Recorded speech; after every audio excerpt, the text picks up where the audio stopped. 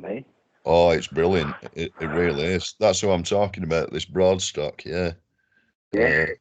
Yeah, no.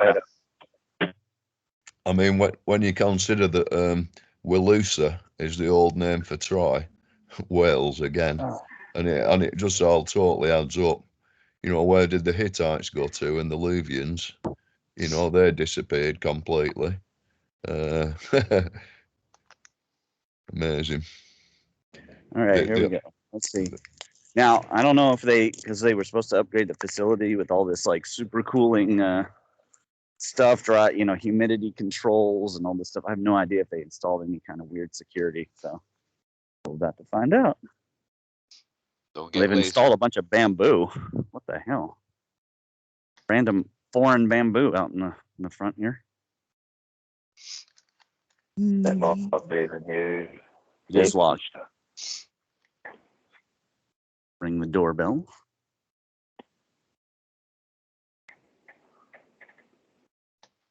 Oh, here comes somebody.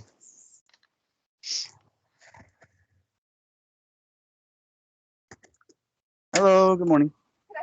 Yeah, so a couple of years ago, I signed all the documents necessary to use the library here.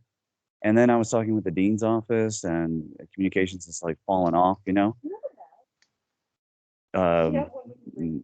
I don't, but I'm at 6 feet, and you can't prevent getting anything from there. Okay, well, not to talk to me, it's not. So to talk to me, it's not a requirement. It is to be in a shared. Okay, yeah. Well, I'd just like my questions answered. This is already going swimming. Yeah, sounds that way. Yeah, okay. Thank you for that. Now, I'd like my questions answered. So when I had talked to the dean's office, the dean said basically there was a lot of renovations going on. There was, climate control, et cetera. I'm with Ancient Kentucky Historical. And the previous, I can't remember her name now, Jennifer maybe, she worked over here. And I used to come in and use the library and such. So I'd like to know what's the current process for interfacing with the public. So if you're signed up to use the library, you do the direct. That is what I'm happy to. We have appointments required. Right. Only one person can use the library at a time. Somebody's currently in there. Sure. Well, I don't need to use it today. I'm stopping by. So feel free to mail us after you call Okay, why don't? Can you? Do you have a card? Do you have a card? We don't have a card.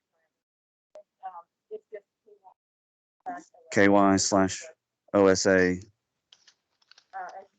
UKY. Okay.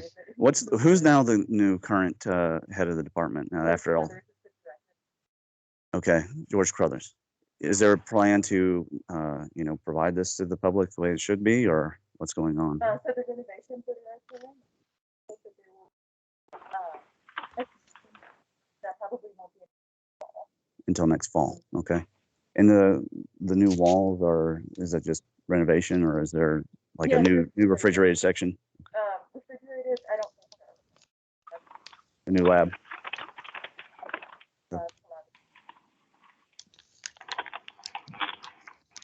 Are the two mummies still here? You don't know? Okay. What's your role here? Oh, okay. Okay.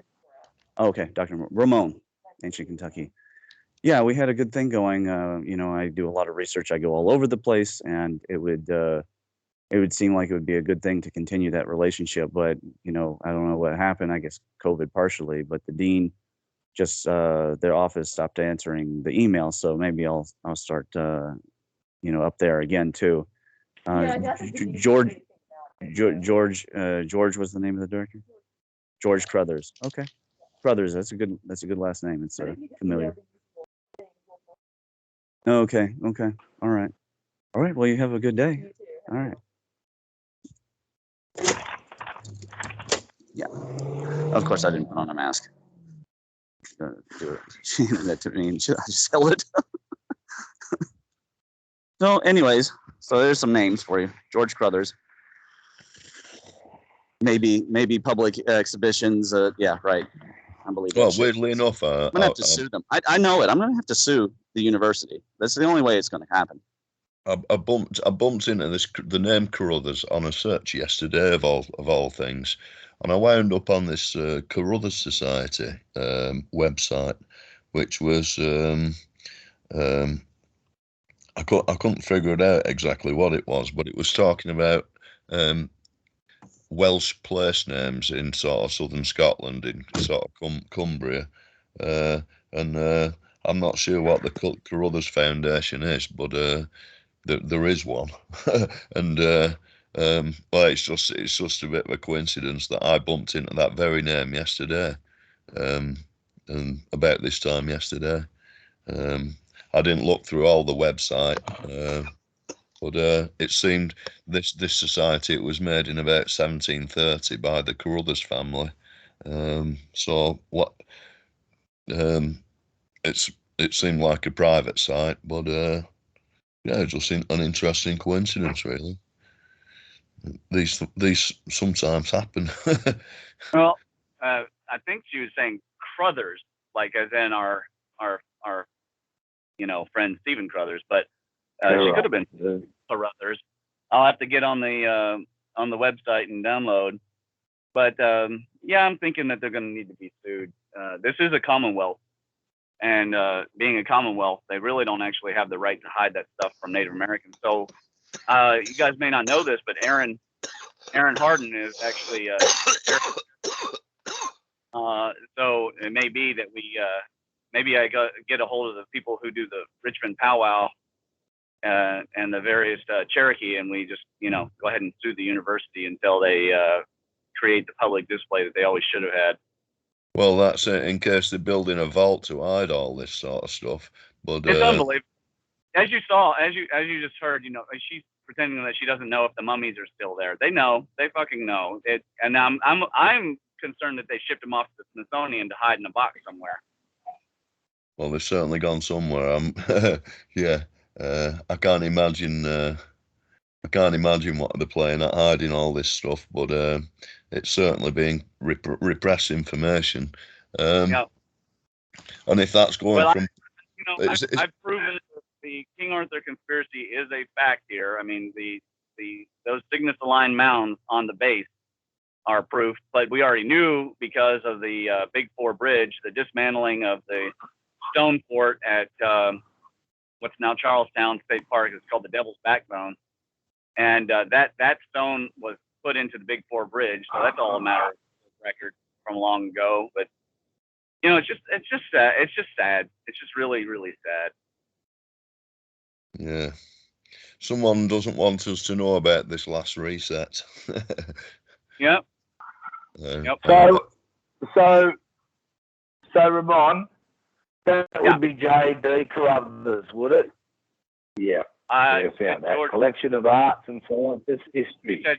She said George. J.D. Carruthers. Oh, well, I put in George, but I wasn't getting nothing, and this came up on the same page.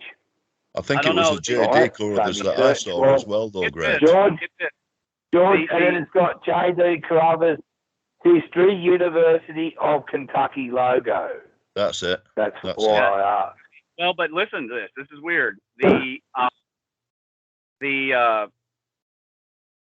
archaeology department, which is called state archaeology, or was, I don't know what it's called now that they did all this rearrangement. They were under the dean of the College of Arts and Sciences, and instead of their own college. So I don't even know that they have somebody who really understands what they're sitting on, sort of at the top, running the whole thing. And another thing is the UK is become a very shady place. We had one of those Confucius Institutes. I have the document, and it is more redacted than a CIA D class. I mean, it is right. heavily redacted document. You damn right. Here we are, Clan Carruthers Society International, on a royal charter to the Holmains, 1755, and they've got the Carruthers clan and family, the Carruthers tartan. They've got the Clan Carruthers website. and it's all I think it's something to do with this. I'm not sure. Carruthers, the Kingdom of Strathclyde and the Cymric connection to the Welsh language. I don't think that this guy would be in on that, I have to tell you.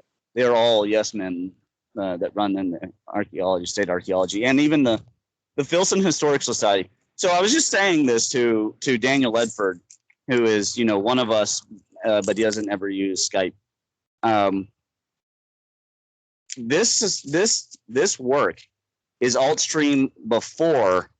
You got to think, like, this is the era of Rafinesque. This is alt-stream. It's older than than official geology. This alt-stream work is the oldest alt-stream work that I can think of that didn't have to do with mankind riding dinosaurs or something like that. This is really old stuff, like late 1700s, early 1800s.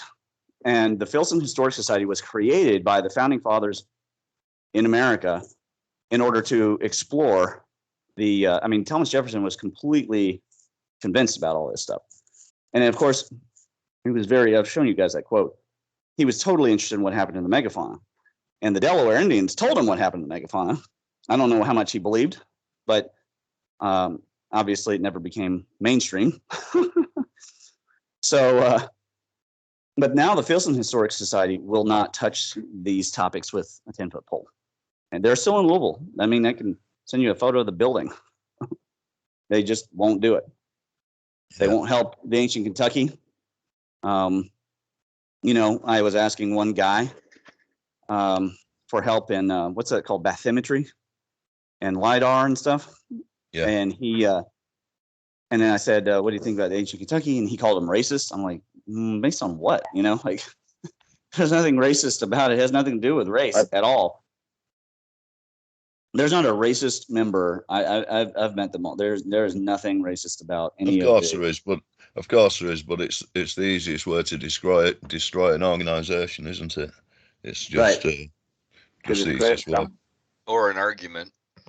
Well, it's a tenuous situation now. The organization without Bruce, but his daughter said they want me to come by and get all of Bruce's work, like copy all the files, get all the photos that he was working on, the contacts with the various farmers, with the weird stone, with the cuts in them and everything like that. So I guess if there's any silver lining, it's that the family's cooperative and not like mean or bitter. They love Lee, but Lee's just too old to do all that work anymore, to go to every one of these farms and stuff. So it'll be in my hands. I told them I'm going to compile what Bruce was working on, any papers, anything he was doing, and I'm going to publish it posthumously on my academia. So I don't know. Something happening somewhere. There's something happening somewhere. My spider sense is tingling. Yeah, there is. But these things seem to happen before anyone knows that they're happening almost. It'd just be such a shame if all these artifacts went completely missing, and all the reference work that must be behind them as well. Just holding on to any of it is it'll be a massive thing, because it's getting completely repressed, like you say. I think that what we need is to make some big money and then sue the University of Kentucky Department of Archaeology and force them to open it up, and we'll take advantage of this whole progressive left thing and get a bunch of Native Americans to join in the complaint. Well, there's no way that these Native Americans know. I guarantee you, they do not know what is sitting in that building. They don't know. It's unbelievable. Anyways, now I'm getting all worked up. Well, if they knew there were two mummies sitting there, they would have been bitching about it for sure. Well, they who's going to control it and stuff, all that. But it's a commonwealth. Everybody's supposed to own the mutual history here. I mean, we can't help that all the grave robbing happened. It's already done with. It's over. Yeah. Let's stop it. Let's stop it carrying on. Yeah. Yeah, I mean, it's just unbelievable, like what has happened here in Kentucky, and it's such a big deal for our needs, you know. Of course it is. It's massive. You know, it's stuff You know, like, if people don't know the past, they're completely controllable. If they don't know where they come from, they don't know where they're going to. You know, it's just a massive part of it that you know what people need. Yeah, completely agree. Do the majority of them care? Well, we know where they're going, and us particular individuals don't want to be on that boat. You know, we know where them people are going. Well, we all hope, but yeah, I have faith. But so Ramon, the mummies that are there, they would be of the natives. The rumor is, and even the one who was nice to me before, because she was following the law, she wouldn't let me. She was like, "No, you can't see them." But the rumor is they're redheaded. Right.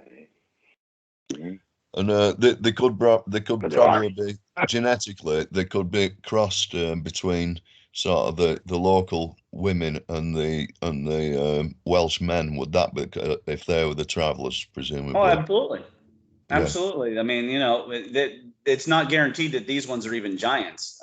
These ones, the rumor is, once again, you know, they're so buttoned up. You know, if they didn't have anything to hide, then why do they work so hard at it? But the rumor is that they came out of the caves here, so they could have actually been a mix of the two. So you know, it miffs me. I get worked up about it, and that's why I've avoided going in there. Plus, I went through all my bullshit. So now I'm feeling like pursuing this some more. In fact, let's go ahead and rattle off an email to the old Dean Cornblow. One of the possibly the best ways would be if you could get some of the natives interested. Well, then they've got more clout in some ways, if you understand what I mean, Ramon. Mm-hmm. Right? Yep. Because they can really, like Nick might remember a few years ago, the museum in London, that big museum in London, to hand back a heap of Aboriginal bone skulls. Right. Well, that'll be the to British local Museum, Aboriginals. probably. Yeah.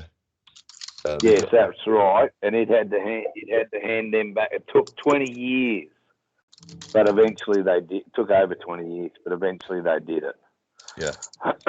And that's probably the only way you could really source is through the native people. Well, the thing is, as far as I can understand it, the native people will want to bury them immediately, like in kind of a reverence sort of thing. You know, they'll want to inter them again. But you know, there's a level at which we really need to analyze these and find out what they actually are and have it. You know, so it's information that's on the, you know, that's known information. Oh, yeah. Yep. Well, I can understand why they're wanting to bury that sort of facts, because you have all this stuff with likes of land rights and all those issues, and if you can prove that there were others there in the past, well, all of a sudden that blows all that argument in the hole.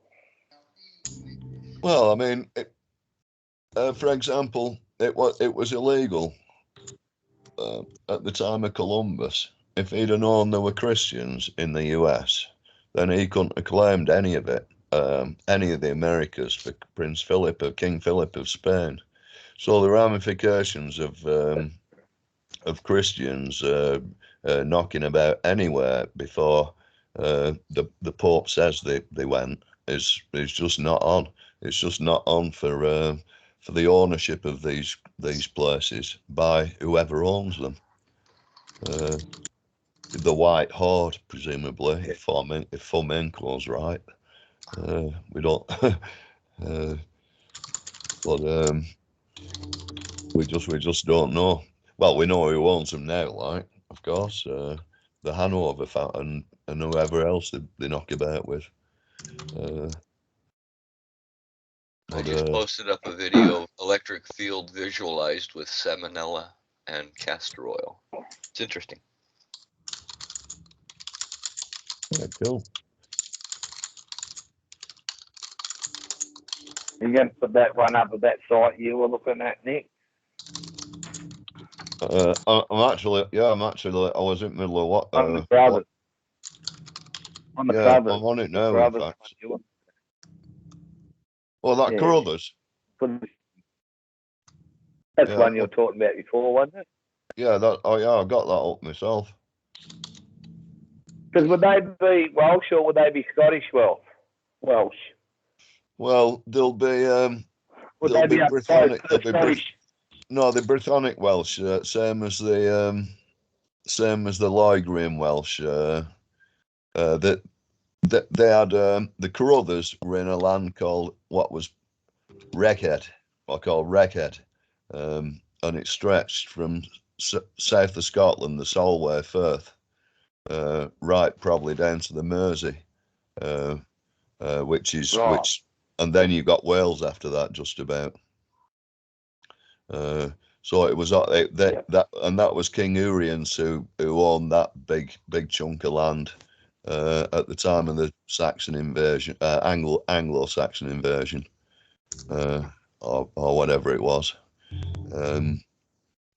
So that's where the Crothers are from, and they're an old Brythonic family.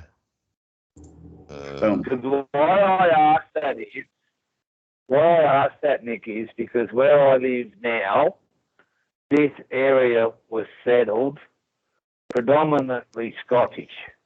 Yes. Right? Yeah.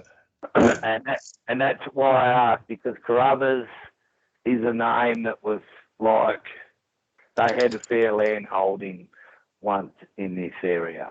Like, they're all gone now. Right. The last of them went probably 15 years ago, sold up and went 15 years ago. But you did have there was Carruthers, and they're all like from that Scottish sort of area, sort of thing, Gallagher's. Yeah, you just over the Solway Firth from Carlisle, which is where Hadrian's Wall goes across, and you're just north of Carlisle on the in the valleys above, and that's sort of like the centre for the old kingdom of Strathclyde, which was separate to the Pictish kingdom.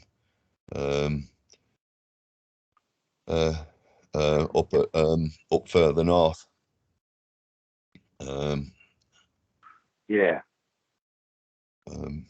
So it's interesting when you listen to history and you look in Canada, probably parts of Canada similar, but Australia is a very good example because it was predominantly British right up until the last century, and you look at those names and you pick, oh yeah, that's sort of the areas they came from. You know, like all the Western District here that's really big in sheep and dairy. A lot of those farms still are the original family that settled them. And they were predominantly Scottish. And they were the hardest on the Aboriginals too. That's why it's interesting when you were talking about the English side, you go, yep, and they gravitated out here and they were just as bad. Yeah. That's what I was. Shame that's the way it is, unfortunately. But I mean, it was awful tough times. People had been booted off the land everywhere, and they were pretty well starving. If they'd got to fight for the wrong side, because you had to fight for one or the other, you lost that, then you're getting shipped out. That's it. You're off. But I mean, this guy Carruthers, it's now he's saying that the family goes right back to Coel Hen, who was the first king of the first king after the Romans left in the north of England, and obviously parts of Scotland as well. Yep. And he's going back through the Welsh etymology of his name, so that's bloody old. That's 400 AD. His family goes back to, at least. And I'm just reading through his. He's saying they were Welsh basically, although they lived in Strathclyde. And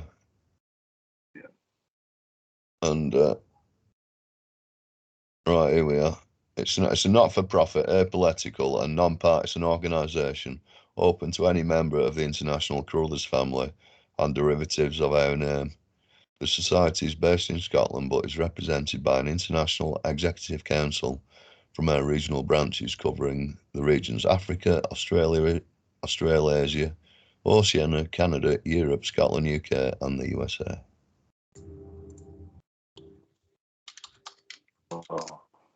I wonder what's on that site. That'd be interesting to find out what's on that site. It's pretty broad, isn't it? Yeah. Yeah. I'm here, fellas. I'm just knocking out some work while we're not, guys. Yeah, you're right. We can. Yeah. It's okay. We're having a look at some here. So this guy Matthew, he lives in Aberdare, South Wales. I know where that is. Yeah.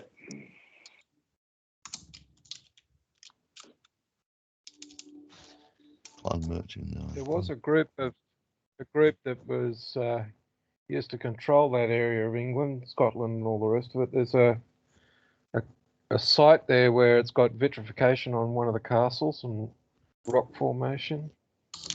And my colleague was doing a language from that area, but it's that old. Nobody really knows how it's pronounced or what the words meant. What's the area? He basically North Scotland. I forget exactly where the vitrification, the rock that's been vitrified, which is the result of what looks like a nuclear weapons discharge of some kind or high energy impact. Probably a thunderbolt. Well, it could have been a thunderbolt or a high energy weapon or a nuclear weapon, but it has the effect. Vitrification is when sand is basically turned to glass and then shattered. And the rocks have shown that sort of damage. And I forget where the castle is. There are about 40 forts up there. There are about 40 vitrified forts. It's the surface of any material. It's not just the sand.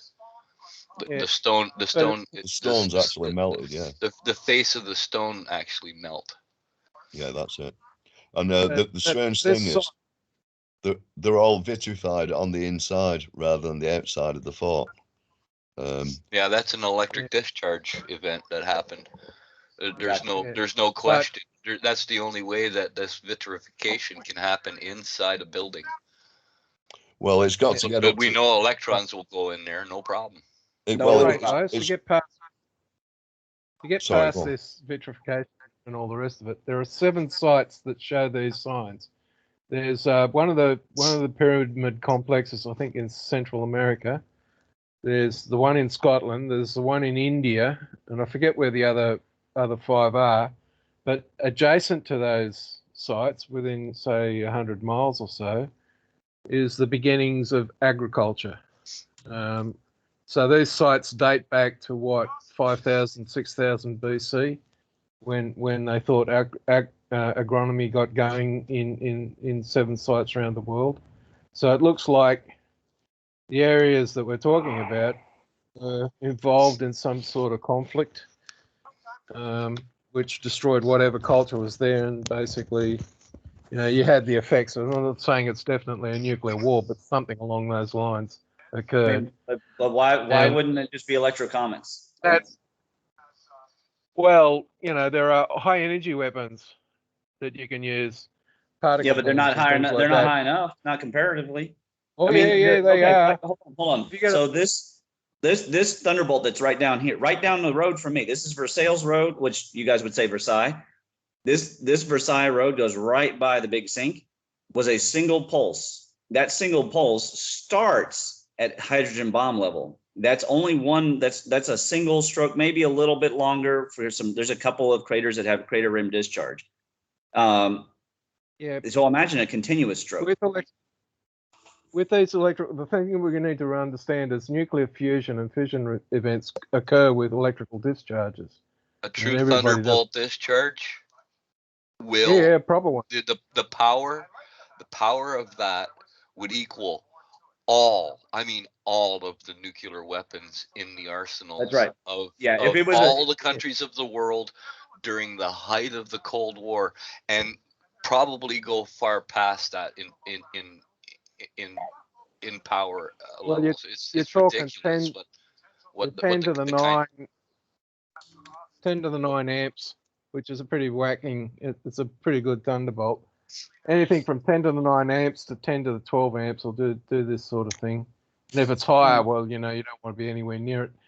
But this shit. You got to remember this shit.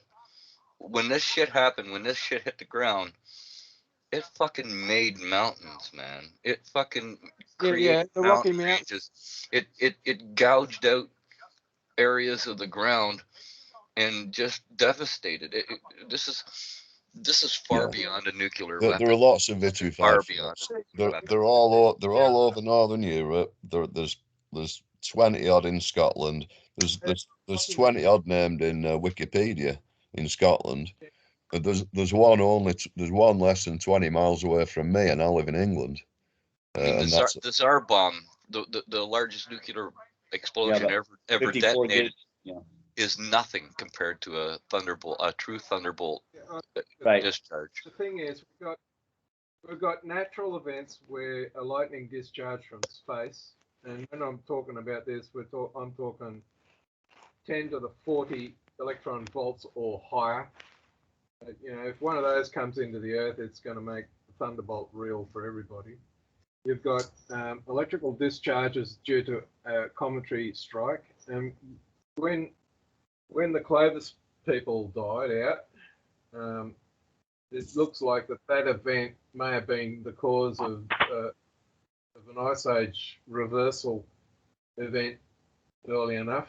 But the scattered debris field starts in Western Canada and goes all the way into Persia, Iran, right across the hemisphere. Don't forget the planet is rotating as this Thunderbolt is hitting, right? Yeah. So, but this one here looks like it's a strike that's coming from the west to the east instead of from the east to the west, which is the north. Well, no, it doesn't. It doesn't go that way. Strikes don't happen that way. They happen 90 degrees. So they come from the atmosphere. They touch down, and as this discharge is happening, the globe is slowly spinning. So that's the reason why you'll find the disaster on both sides. Finish your thought, and then I want to chime in. Scatter field that's starting from Western Canada, west side of Canada, around Vancouver area, and Washington State, coming right across the United States, across the Atlantic, in through Europe towards the Middle East, and heading into Iran. That's the direction of the flow. So you've had a bolide hit, and I'd say it's a bolide that broke up in the way down, and this thing would have had an electromagnetic plasma sheath coming for it. So it would have caused a discharge, regardless of Earth spin, down through the ionosphere and then into the ground, drilling holes wherever it went. And they've found that evidence in the very recent times. Like I think reports were coming around 2017, 18, somewhere around there. And that event, they think, triggered the minor glacial period that occurred, what, 11,000 BC or before, I forget which, somewhere around that time frame, and it would have impacted the North American ice sheet as well. So you wouldn't have, in the Americas, you wouldn't have got much because the bolide debris is hitting ice and not really doing much of an impact. I think that's Jumpy Dryas, the event. Yeah, right. Oh man. So I have a couple of responses to that. The first is we can actually see from the Lichtenburg fields of the knobs of Kentucky that it did not necessarily move in a straight line. And we know that the knobs are formed because we have the Lichtenburg formations. You know what I'll do is I'll join this and I'll share screen. So just give me a second while I finish. So then the other thing is that I've already shown that the Younger Dryas event is definitely not about impact into ice. There probably was impact into ice, but that's not what it was about. And, well, we definitely know that impacts do come with electric discharge, especially if a planet is close by. We have because three examples. We get material chucked off of that event. From the planet that's destroying the thunderbolt. Yeah, but just remember, when you've got a charged object coming into the atmosphere, into the magnetic field, it's going to deviate for electrical and magnetic response. Yeah, but the site I'm about to show you is way more than a comet. This is from probably the Saturnian, but it could be the Jovian era. We don't know. But it could be the moon. It's a continuous stroke. So it's not a passing object, is what I'm saying. So we cannot pigeon. We can't do what the mainstream constantly does and says only one thing can be the cause of everything. Yeah, the dating and sequence of events is bullshit, in my opinion. I mean, the dates of these events could be, millions of years old, not just, thousands of years old.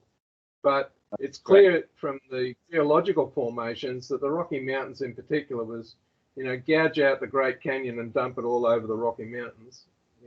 There's an immediate source for that, plus whatever's coming from above getting mixed in. So it was, it wasn't a pleasant event. I think, a massive flaring event that's chucking out trillions and trillions of tons of material onto the Earth. At the same time, you're gouging out, the Grand Canyon and mixing it up in the atmosphere and then dumping it on the ground. And you get Rocky Mountains without volcanoes in certain areas. But the Himalayas has that same formation characteristic as occurs on Mars. Where did the material for that come from?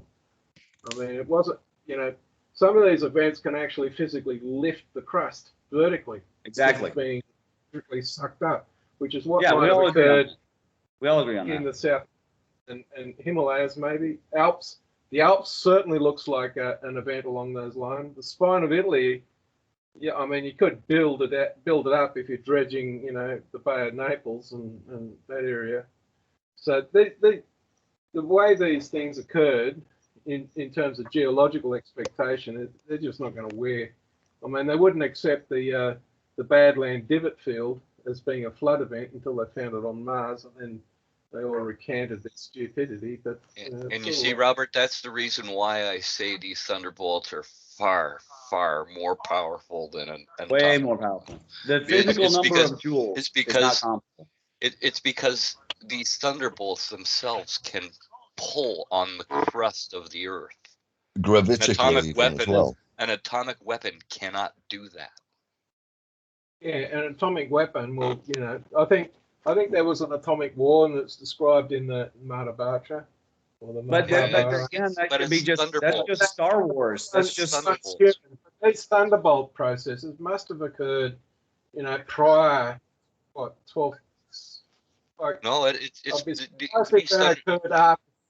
It's had different epochs. The Earth has been arc blasted many times. And over a long period. I mean, during its birth process, it was arc blasted. Yeah, during its birthing process, it was arc blasted into existence. Even when you talk to the Electric Universe guys, Wall himself, right? We're talking about these arcing events. I mean, he talks about electric bolts and arcing events and all the rest of it, but I would be surprised if he really understood how much power these events really require to get going. If you're going to carve an ocean body out, like the Pacific Ocean or the Atlantic or one of those, you're talking tremendous amounts of energy. I think the Arctic Ocean. My point. All right, I've got the map up here. Wrap up your thought, and then I'm gonna steer for a second. Yeah. So that the Arctic Ocean could have been produced by one of these machining events. It's almost circular, and the dirt would have been dumped everywhere, pretty much. Well, we know the Antarctic was pulled down into its current position because it was warmer than it was in the past. Yeah. There, the crust has definitely been tilted, but the question is, was it an axial tilt of the planet or a crustal displacement? And it was an expansion. It was as the Earth expanded and opened up like a rose, that piece of the crust slotted down into this new open area that was opening up, and it was floating on magma and shit. You can kind of see if you look at Google Maps how the ground itself is formed in this. It's like South Antarctica just broke off from like South America and slid down into the bottom. I think in the past, South Atlantis was, more in location in the southern hemisphere like Australia is, and the South Pole was between. It might have even been Mu or Lemuria, the reasons for those. But I think the South Pole was between Southwest Australia and Antarctica. Third Island, or one of those islands that are around there. That's where the South Pole used to be. So Antarctica would have been like North America in the southern hemisphere. It's stuff that's close to the Arctic Circle. The Antarctic Circle would have been icebound, but the rest of it temperate. Well, I'm not going to speculate on times that I can't prove, right? But I know from the Hopewell, okay, we know for sure that they saw the northern pole of Jupiter. That's one thing that we know. We also know that from Birkeland's Torella experiments, that the currents touch 30 degrees and the Great Pyramid's at 30 degrees. Those are two things that we definitely know. We know that Titicaca is tilted, and we know that there was sudden upthrust in the Patagonia. So that entire chain could actually be one long stroke. We know the native, not only Aboriginals of Australia talking about Ayers Rock, but the Creek and their ancestors talking about the Stone Mountain in Georgia being suddenly lifted up. So we have two examples of that kind of anode lifting that, and then several others. I mean, the Devil's Tower and the Candlestick Knobs, the Pilot Knobs. Can you guys hear me? Yeah. Okay. All right. Yeah. I couldn't tell if there was a lag. I'm having trouble with Google Earth. I'm just going to use the Kentucky from above to show you. The thing to also remember with the ancient sites is that they trace what they think was the equator at one stage. So if you draw a line through the major sites, you get the equator. So it goes from Christmas Island through South America somewhere across to Egypt or Angkor Wat and places like that. So there's an indication that if that used to be the equator, that line that they've drawn, something's caused the Earth to actually physically rotate, or the crust to rotate. And if you've got an electrical, I would say close pass by Jupiter would cause that. Okay, guys. So can you see? That picture's there. That's electrical discharge. Can you see the site? Can you see what's on my screen? Yep. It's electrical discharge. It's the yes, it is. Look here. Look right in the center of the Lichtenburg field. It's flat, and that's not flat from coal mining. That's all farmland.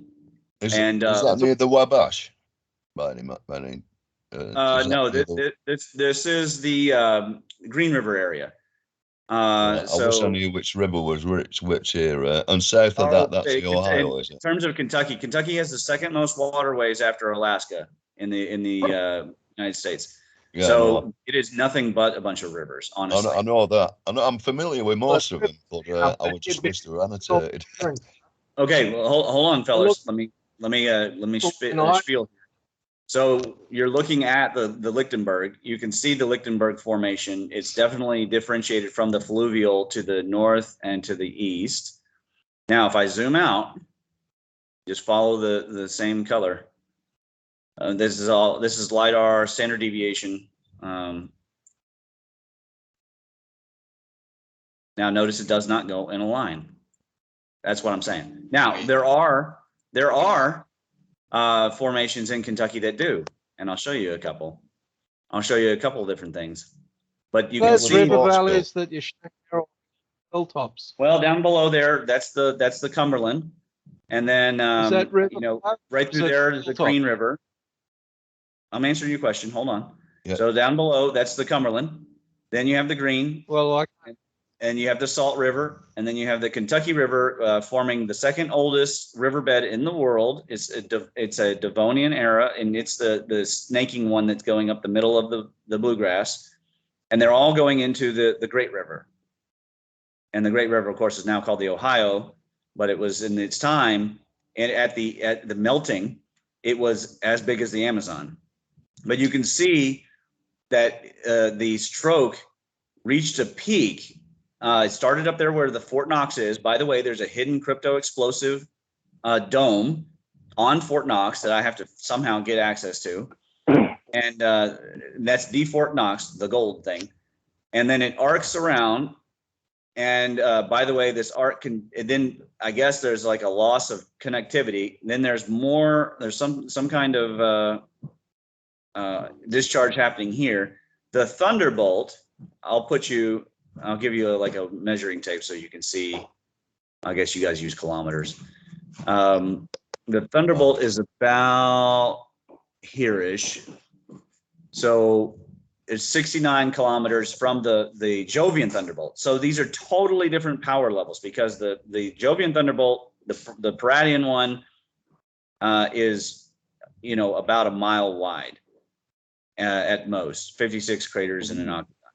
This is a continuous stroke, and it has moved in this arc, and some of the knobs were sputtering discharge. Now remember, one of them is the Culvertown platform, which I think is the Cosmic Egg platform.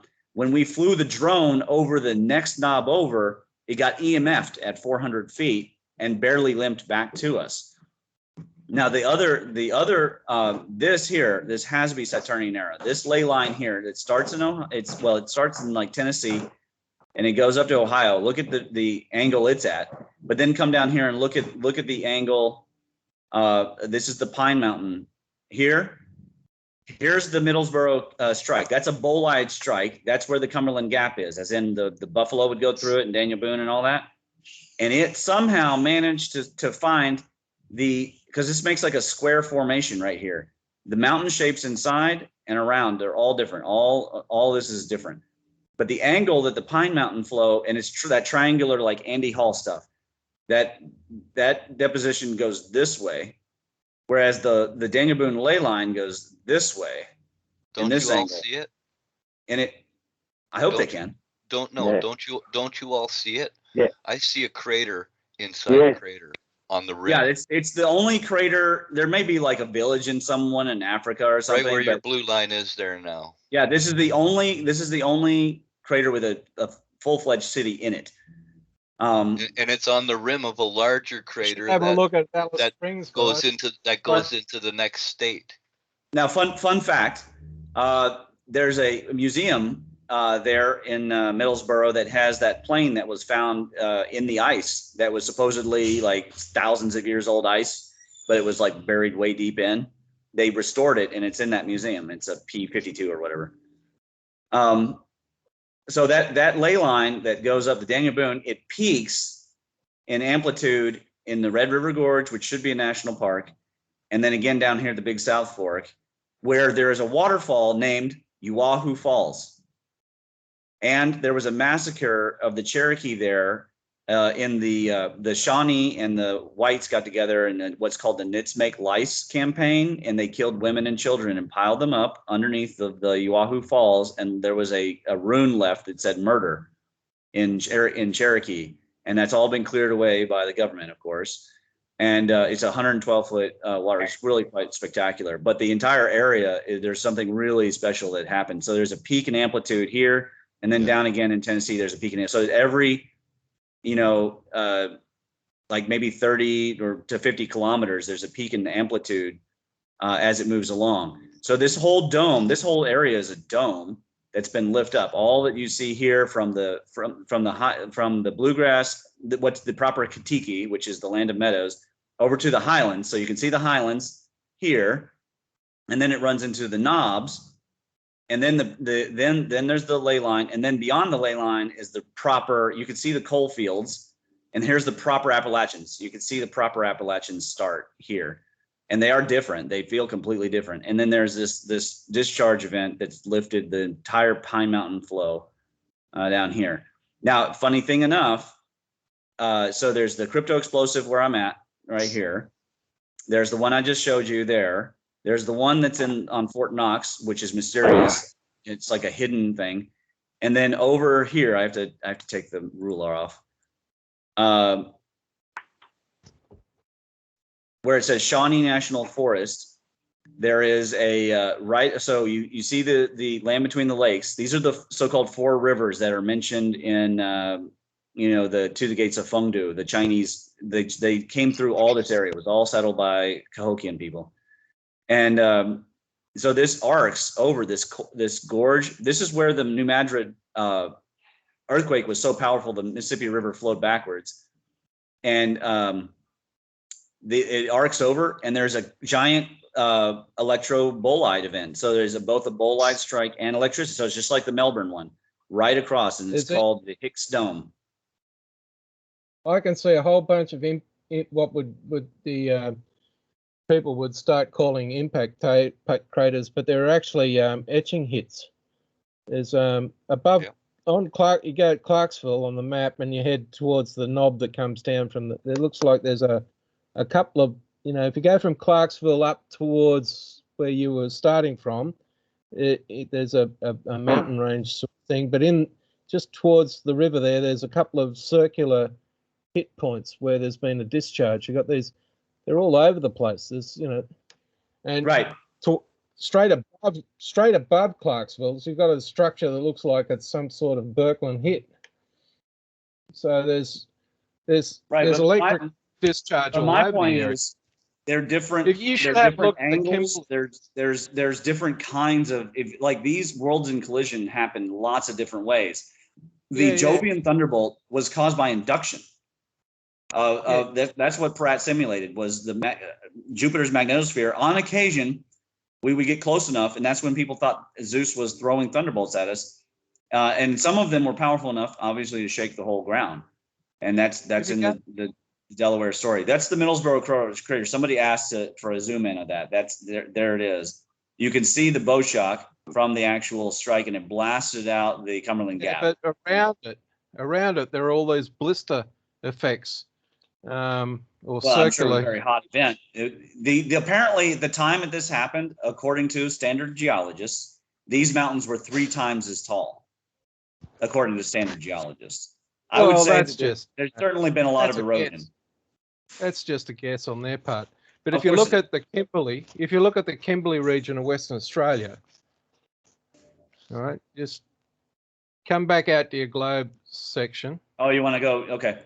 So I only have the LiDAR for Kentucky on this map, just so you know. Just look at the satellite views of the rocks as you come down. Just tell me what you want to see. What's the name of the? So the Kimberley, get to Western Australia. Well, first of all, zoom yourself out a fair bit so you can see. I don't know what this map. I never use it for anything other than. Richard? Let's see. It does have the world. Okay. Richard, dude, start a broom and work your way across. Yeah. Just tell me how to spell it. Kimberley. Just Broome. BR. BROOME. Western B. Australia. B. Now you got Where, Kim Broom. You want Broom. No Kim. Get rid of the Kim. Yeah. Okay, well, spell it proper. B. B. R. Ready for Bob? Bob. Yeah. Double O. Robert. Another O. Yep. M. E. And where's that? Western Australia? Top one. The top one. Yes. The top one. Broome, Yes. Western Australia. Oz. Go into Zoom out. satellite view. Oh, I don't know if this has that or not, honestly. Try Google Earth. Might work. Google Earth. I'll probably have to use. Let me switch to Google Maps. I quite enjoyed the new paper that just came out. Earth sits inside a giant magnetic tunnel. Yeah, that was a good one, dude. That's fucking amazing. They're not going to say Brooklyn Current, but No. Eventually they will. That's Anton Bentroff again, isn't it? W. I thought I'd save that one for later. Yeah. They can see massive magnetic tunnels in the outside the solar system. Yeah, right. Now go to your satellite view on this. You're on map view. Right, now come back. Come back out further. Right, now come down south a bit. Come down southeast, sorry. And then just watch the other way. And watch the landforms. You'll start to see a whole bunch of stuff. You might be a bit high up still. Where is it, Tolfer? Come down south a bit further. Oh, look at that. Looks just like the knobs. Right, you're going to get there's a location called what is it? There's an impact point down south of where I am, but you're going to start to see the etching and circular patterns and all the rest of it. Where are you? Caragini. You want to come down. Yeah, zoom in a bit because there's some areas that we zoom into where? Pick a city. Hey, Ramon, cross out that bit up the top with see if you can get rid of that bit on the side, and the map will show across your whole page. Close Broome. You know, see if you can get rid of all that stuff, and then you'll get rid of it. Then you'll get your whole page. Yeah. That there up the top there, you know that. Yeah, that'll do. That'll do. That makes it a lot better to see. Yeah, thanks. Zoom into what? Now the other thing is, Ramon, when you're talking about that in Kentucky and that, was there much gold around that area or just coal? No. The rumor is in the High Peak area where I mentioned the Red River that there was a silver mine, but that's all still myth and rumor. That's legend. And what about copper? Any other conductive method? I've never heard of major copper deposits. It's mostly geodes and various forms of crystals. Now, on the other end, by the river, where I was talking about the Higgs Dome and all that, there's fluorspar, the world's largest fluorspar deposit, which is what the Welsh were interested in because they could use it to smelt the iron. Well, we know Birkeland currents separate elements in. Yeah, you can get all sorts of different kinds of discharge. Apparently, Michigan got the copper. The Four Corners got the radioactive materials. What am I zooming in here? California got gold.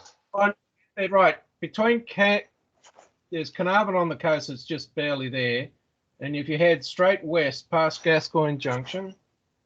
You got Exmouth, right? Carnarvon is where I am.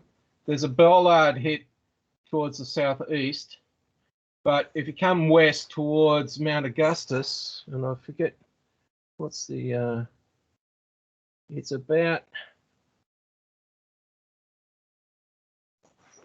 where is it? I mean, where are we talking about versus Mount Woman here? Around Exmouth, no. Forget Mount Shield. You see where it says Exmouth Phillip? Yeah. Right. If you start to zoom in there, bit further. Gascoyne River. Where are we? There's a place called Mount Augustus. West Lyons River we're looking for, which is there's a whole, what's that? What's this thing? No, that could zoom be in. more. Is that a volcano? What is that? Zoom in a bit further. Looks like a pond or something. Yeah, but why? Mine. An oasis kind of. That's looking interesting. What is that? Look at the divots around the area, like just to the northwest of where you've got your mouse pointed, where that structure is. You see all the divots around in the hillsides. Yep. You're seeing pancake features. It's reminding me of the Carolina Bays. Yeah, it's the same sort of thing. You got all those salt pan arrangements, circular salt pan stuff. They all look like hit points, and they're all over the area. But if you type, I was just going to say sputter, electric sputter. If you type in Mount Augustus. Type in what? Mount Augustus. Australia, obviously. Yeah. Yeah. Yeah. Yeah, that's the one. Click on the top one.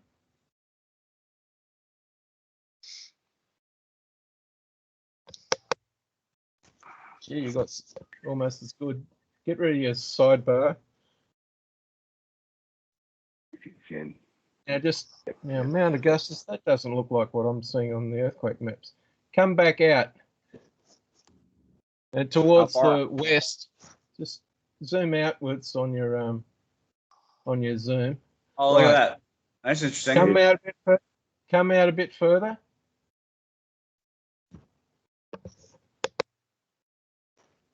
And about 50 kilometers to the west, you see that formation that's just coming in? Explain that one to me. That is definitely an electrical hit. And these things are all over this area, from up north and all over. And you look at it and you think, well, this has been well and truly etched and gouged, and it. Melted. And if you'd have been anywhere out in the open when these things were formed, you'd be. Oh yeah, no, yeah. No difference. Yeah, so even a single stroke could carry, 60 kilometers. But that Mount Augustus formation is the largest sandstone. It's bigger than Uluru or Ayers Rock. So what's funny is the Daniel Boone ley line in Kentucky is sandstone, but they attribute it to the ancient Coral Sea, right? The Devonian, the dinosaur era, that kind of stuff. Yeah. But look at that formation on the northwest end of it. There's depressions that look like they're definitely electrical hits. So this whole area has been well and truly gouged out and lifted and done all some things. But you see these formations, circular formations all around this area, and you think, no, the geology explanation of this stuff doesn't work properly. And in the center of that, if you go to the center of the picture and then slightly to the west, you see there's a round, dark area. Yeah, right there. Yeah. That's much darker than its surround, but it's looking awful circular, eh?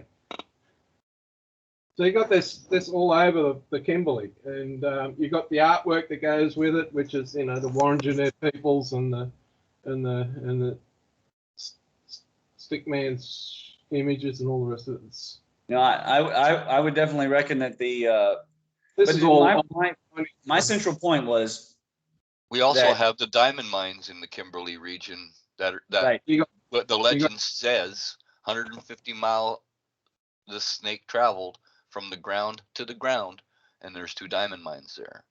Yeah. This is obviously the same event that happened. And the sort of thing I had with my colleague Roy is I said, if you get a powerful enough electrical hit and it penetrates deep into the crust, it'll drag the diamond-bearing stuff, kimberlite, up to the surface. No. It creates it through itself, through that action of we don't know until we build the lab. We don't know for sure. That's all I'll say. All of these Kimberley pipes are arc discharges penetrating into the ground. Yeah, we agree with that. That action is transmuting the elements that are there into diamond, into gold, into this or that or the other thing. Yeah. And it's like that formation up in Canada, which is the richest copper mine or whatever it is. You know, they talk about it being a meteor impact that nickel over and nickel and all the rest of it. It's nickel. But the Sudbury mines are nickel. Yeah, but there are also other elements there.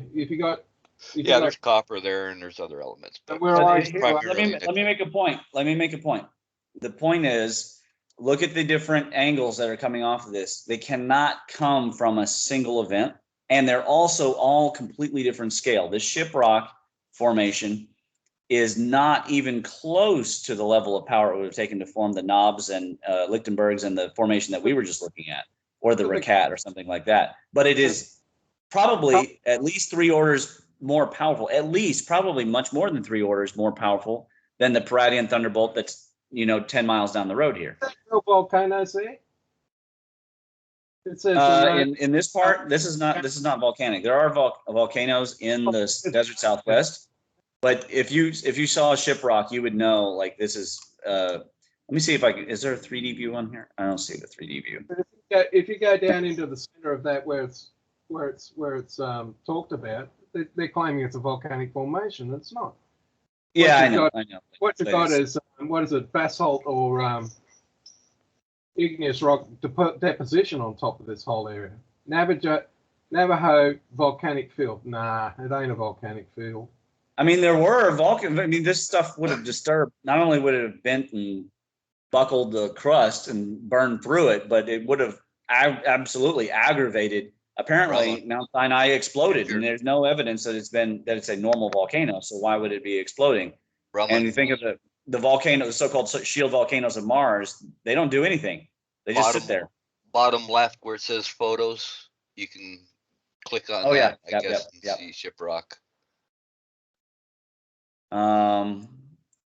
That one there. No. I don't want the shiprock itself. The one with the circle. The one with the circle. There we go.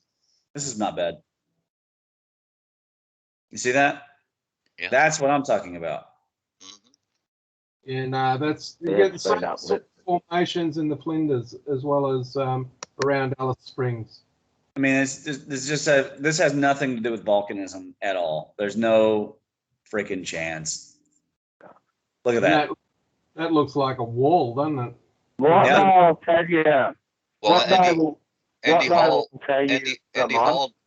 Hall explains this structure in one of his videos. Yep. And was it Kronos or you guys? I can't remember, one of the two. They have a great video expose on it too. I mean, look at that. What they said in the mainstream stuff, you'd think there'd be a big sea wave there, wouldn't you? And it even has a bit of a sinusoidal. Look at that. This sort of formation that you're showing here, it's either somebody had built a dirty wall for a long distance, like the Great Wall of China, or you got formations that are reminiscence of the Flinders Ranges and around Alice Springs and a few other places. We've got these long discharge lines where the deposition has occurred. So the real thing minerals are sort of in that area. It's all dark material. Rick, Ramon? Yeah. What sort of minerals have they found around through there? I got to split, guys. I got to go to work. Take it easy. Okay. Have a good one. I can't remember what specific minerals, but I'm betting a lot of iron silicate. I'm thinking like Io, like the planet Io, or the moon Io. I'm trying to find you another interesting one that is like miniature version of Stone Mountain and Ayers Rock. Just a second, give me a. Oh, you're right. I probably have to look it up here.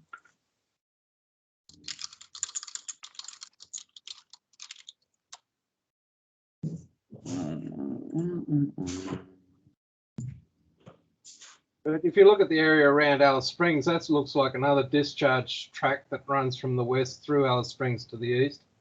And the moving on the eastern side of things is really curious. Of course, you'll get watercourses. The other thing, I think, is some of the etching that occurs is due to the fact there was a river to begin with. And the electrical discharges just run the watercourse. Well, my point is that electrogeology is what, maybe a 20-year-old, maybe 30-year-old, we've got to get out of the mode of everything's one way. And this includes Andy Halls. He's really great, but he's a bit myopic about it.